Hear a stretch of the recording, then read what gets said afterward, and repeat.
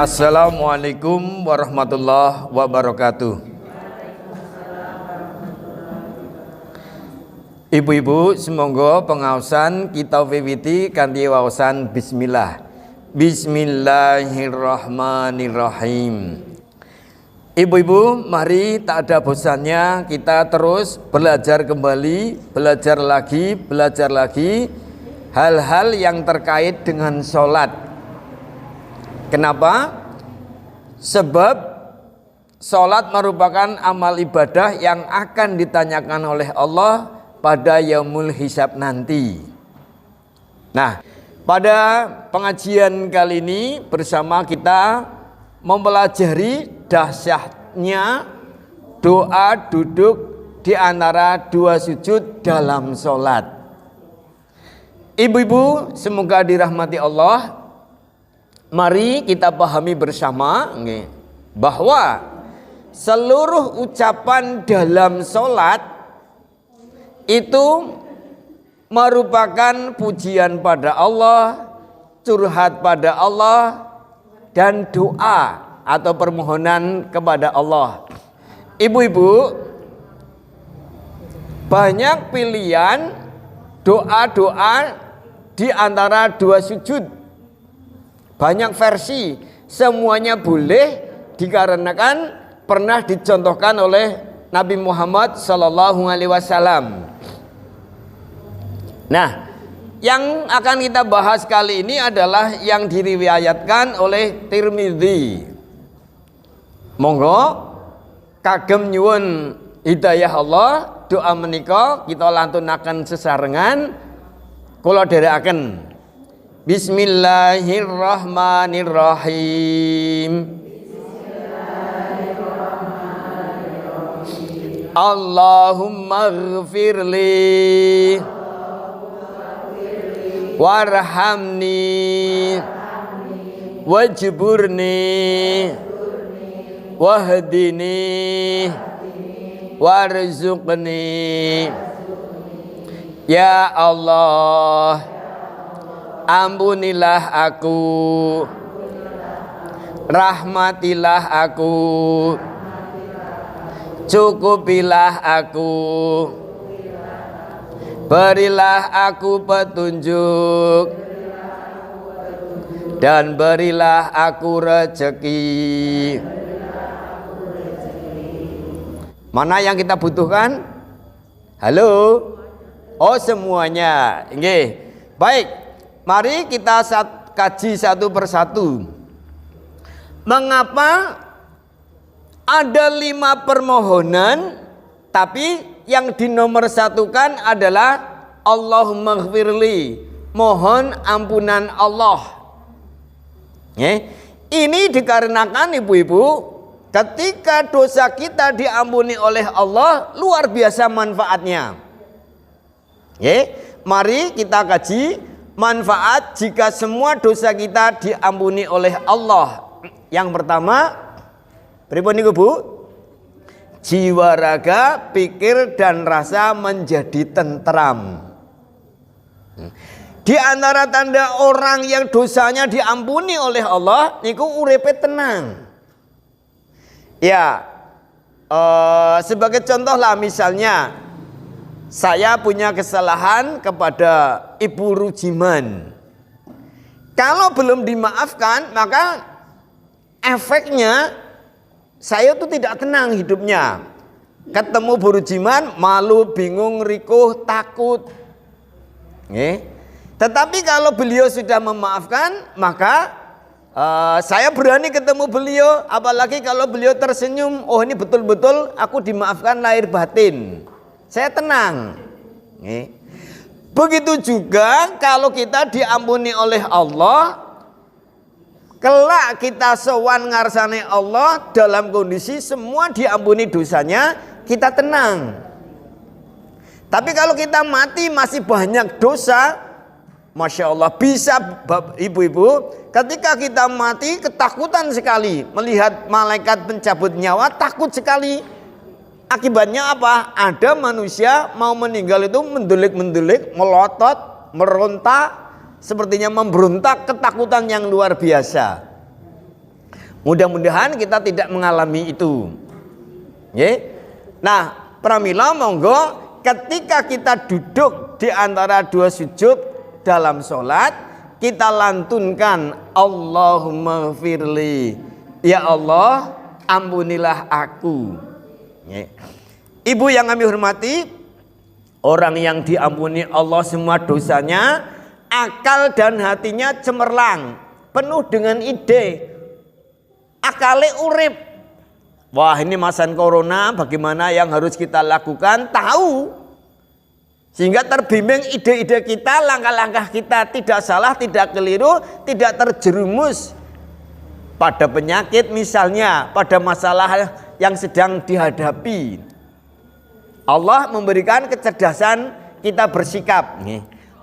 Kalau dosa kita diampuni oleh Allah, manfaatnya memperindah hubungan dengan Allah, memperindah hubungan dengan manusia, dan memperindah hubungan dengan seluruh alam.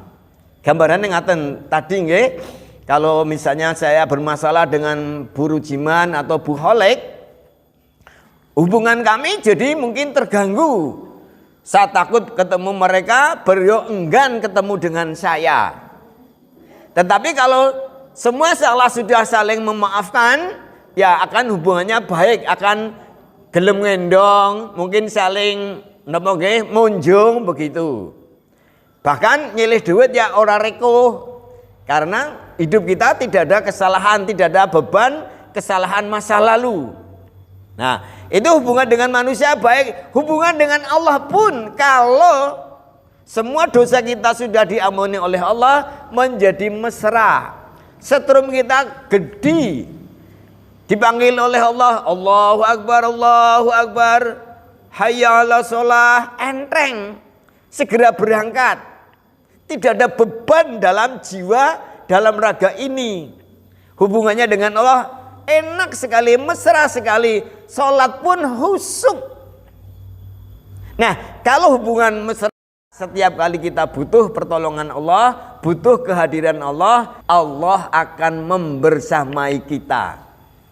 Nah, tidak hanya manusia yang akan menyayangi kita, membersamai kita, ibu-ibu, kepada orang yang dosanya sudah diampuni oleh Allah, alam semesta pun menghormati kita, menyayangi kita, ngajeni kita.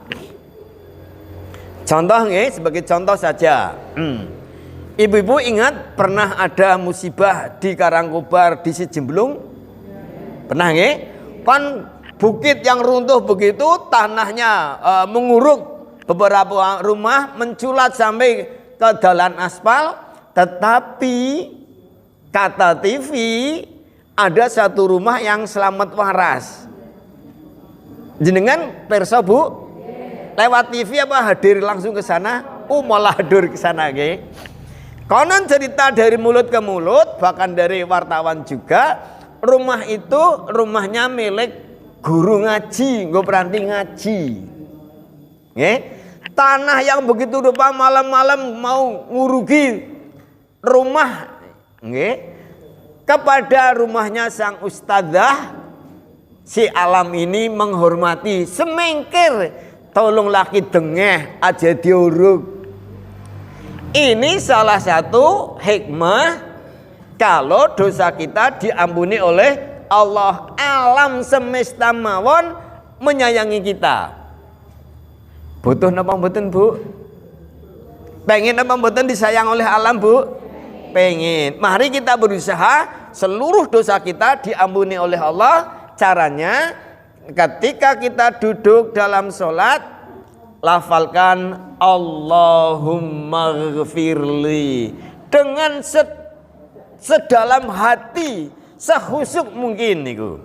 Orang yang diampuni dosanya oleh Allah, maka akan ditambahi rezekinya, akan dihindarkan dari bencana. Ini sudah diumumkan oleh Allah dalam surat Al-A'raf ayat 96. Walau anna ahlal qura amanu wattaqu lafatahna alaihim barakatim minas sama'i wal ard.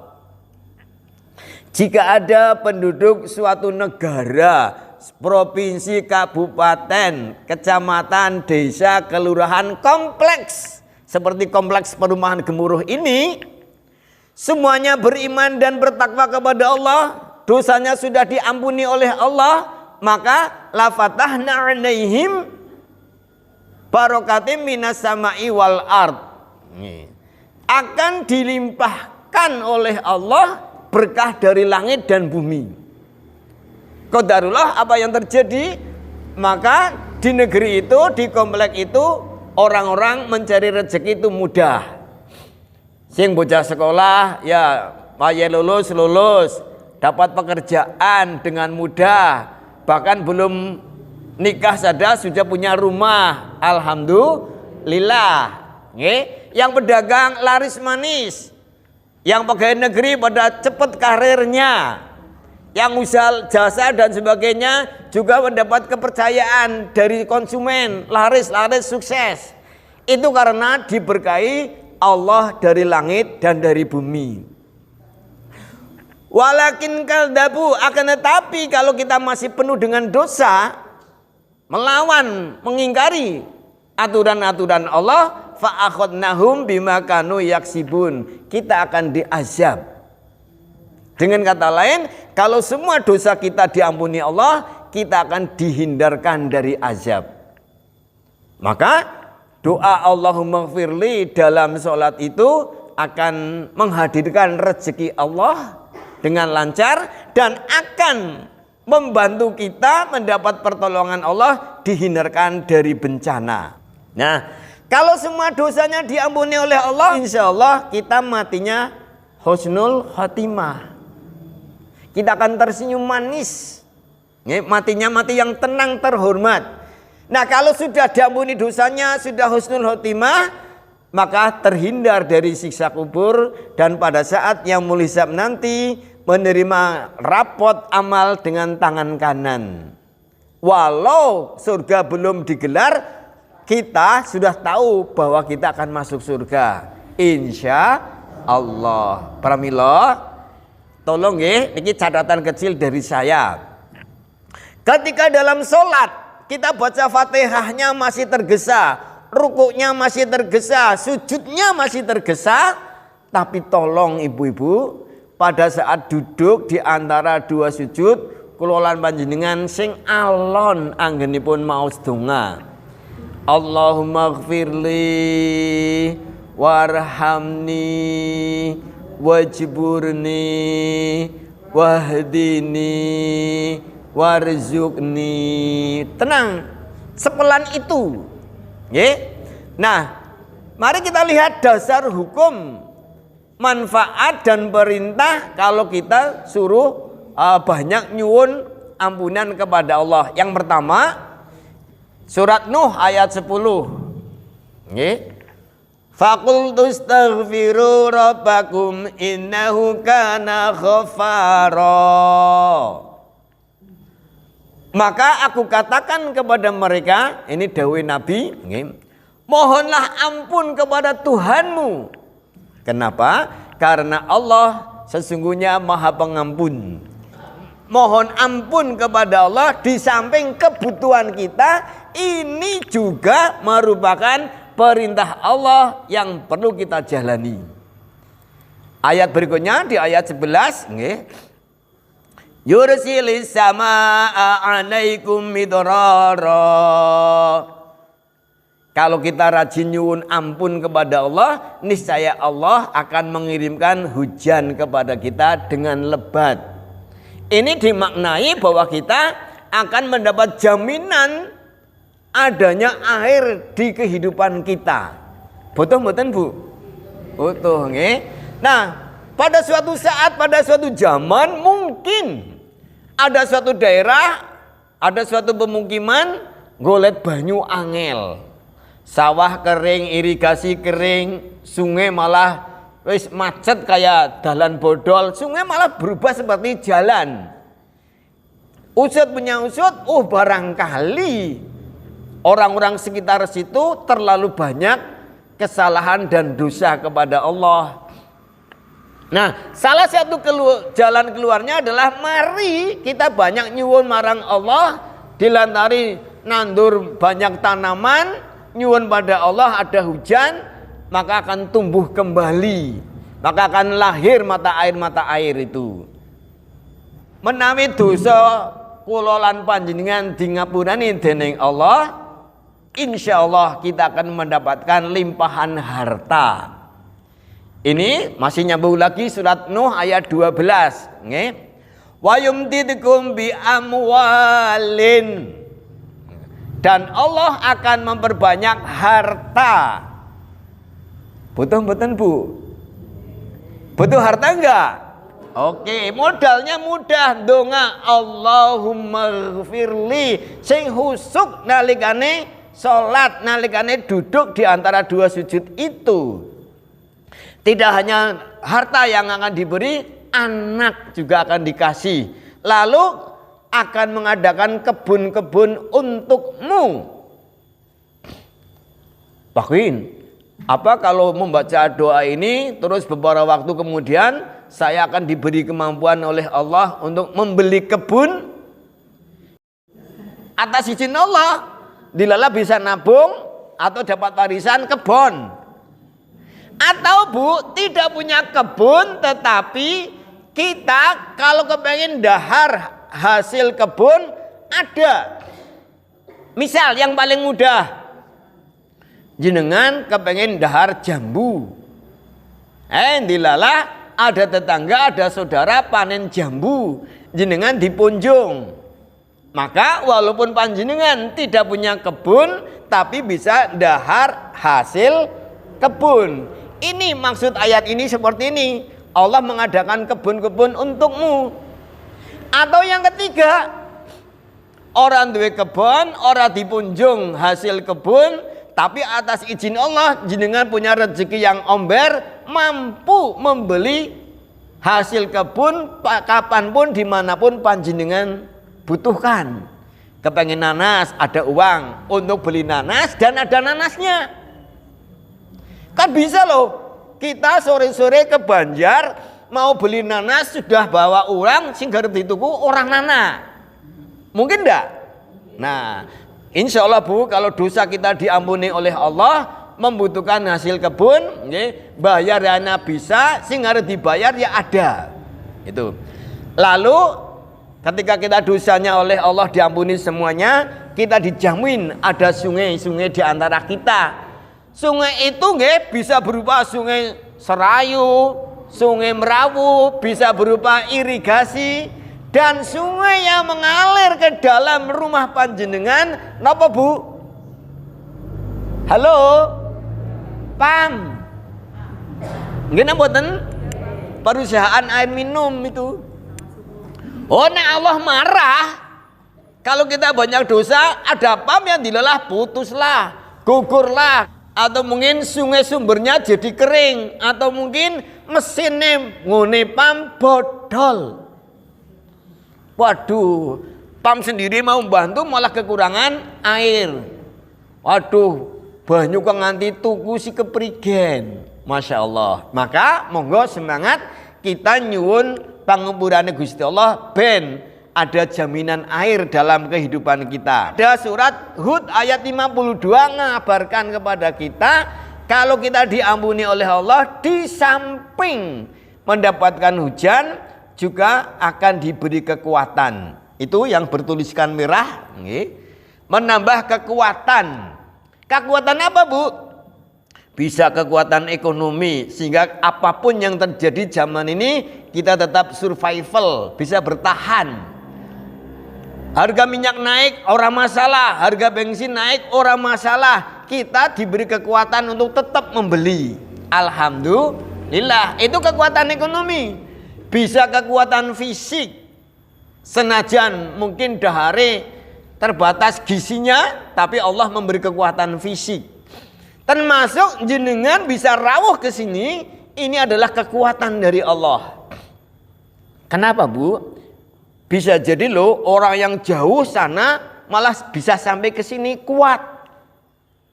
Tapi yang deket-deket nggak kuat, nggak mampu melangkahkan kaki untuk bergabung dalam majelis taklim ini. Halo? Jenengan bisa hadir itu ampuh, itu berarti dikekuatan oleh Allah. Ini dari hasil berdoa Allahumma ghfirli. Lanjut. Orang yang diampuni oleh Allah itu akan diberi kehidupan yang semakin baik.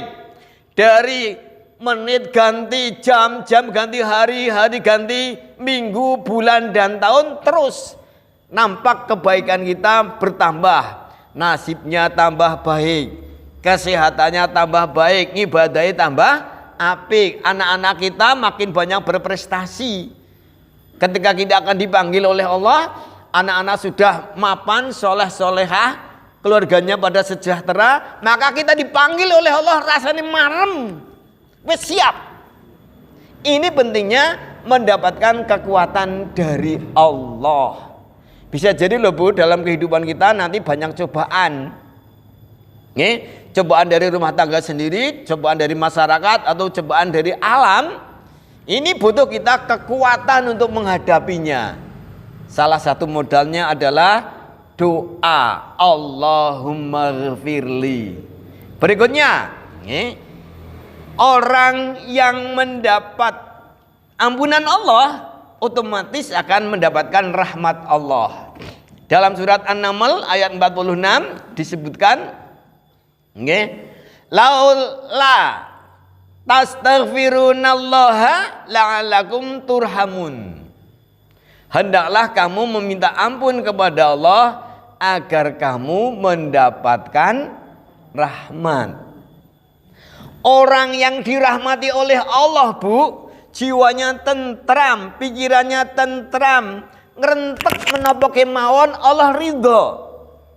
Lah ngonyong sore kepengen jangan kangkung, dilalah anak bakul beceran gawa kangkung.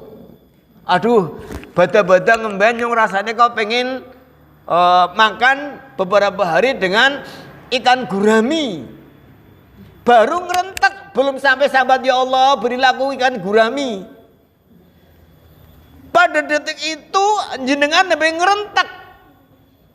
Urung ngasih badan, ada tetangga bilang, Bu, nun sewu, saya tadi beri grameh, ini kok sepertinya kelebihan, monggo, ini kagem panjenengan setunggal. Alhamdulillah. Ada lagi, Bu, aku masak grameh iki, nggo jenengan nicipi, tidak diberi mentah, tapi diberi sudah matang. Itu orang yang dirahmati oleh Allah itu kayak gitu. Orang nanti kemecap, Allah memberi. Yakin napa mboten, Bu? Masalahnya ini, kalau yakin, hakul yakin, maka kesungguh-sungguh akan terjadi. Sehingga di dalam kita doa di antara dua sujud itu, Allahumma ghfirli warhamni. Betapa indahnya Rasulullah menyusun doa ini. Doa kita yang kedua adalah pripun niku? Warhamni. Apa artinya? Ya Allah, rahmatilah aku. Orang yang dirahmati oleh Allah, maka pikirannya, perasaannya, gerak-geriknya, keputusannya, perbuatannya, kebijakannya selalu tepat guna. Tidak salah, tidak keliru, tidak menyakiti oleh orang lain. Jenengan biasa kepengen jangan kangkung, lah rasitelah nyong ganti waluh baik, jangan waluh.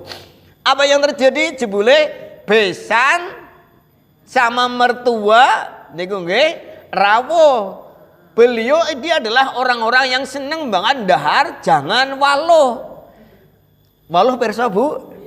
Mau garam jangan kangkung. Jangan garap tuku jangan kangkung. Kangkung ini tiba-tiba berubah, nyong jangan waluh bahen.